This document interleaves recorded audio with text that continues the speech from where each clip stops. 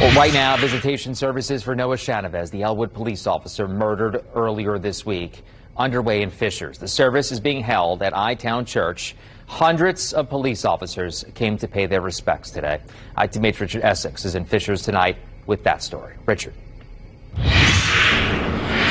We have seen literally hundreds of police officers from the state of Indiana and from around the Midwest, all of them coming to pay their condolences to the family and to the Elwood Police Department.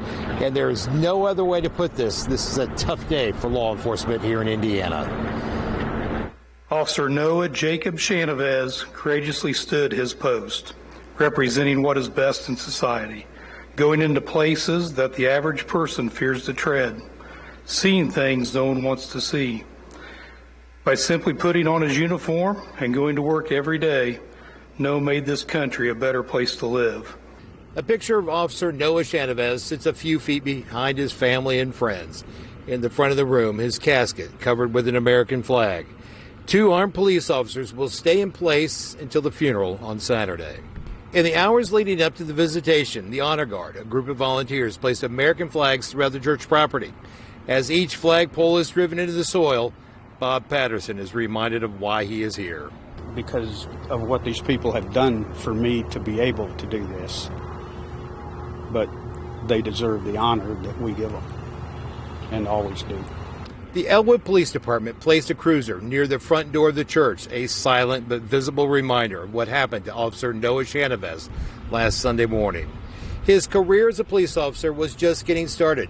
He'd been with Elwood Police Department less than a year when he was murdered. His department and his family have kept a tight circle around them during these difficult days. The State Fraternal Order of Police have been in contact with his family and fellow officers. They seem to be okay, but that's only from my perspective. Again, just like cops, families themselves will have varying emotions and stages that they're contending with. I don't know, if I was just to guess, I mean, obviously, just like we all are, still in shock.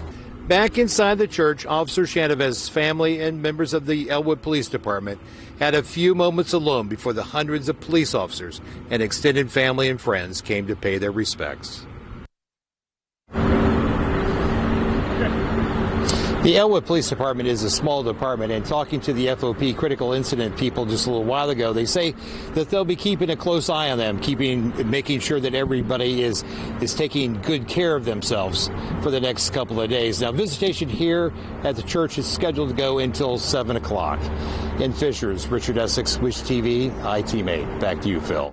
All right, Richard, thank you. And changes have been made to the procession route following the funeral. It will still leave the I-Town Church and head north on 69. It will take State Road 13 north to Elwood and make a stop at the police station where it will pause for the end of watch 1042 call. Now, here's the change. The procession will head west on State Road 28, then south on State Road 213 and south on State Road 37 through Noblesville. It will then head south on I-69 and Binford Boulevard, west on Kessler Boulevard, south on Meridian, and west on 34th Street to Crown Hill Cemetery, where Officer Shahnavaz will be buried.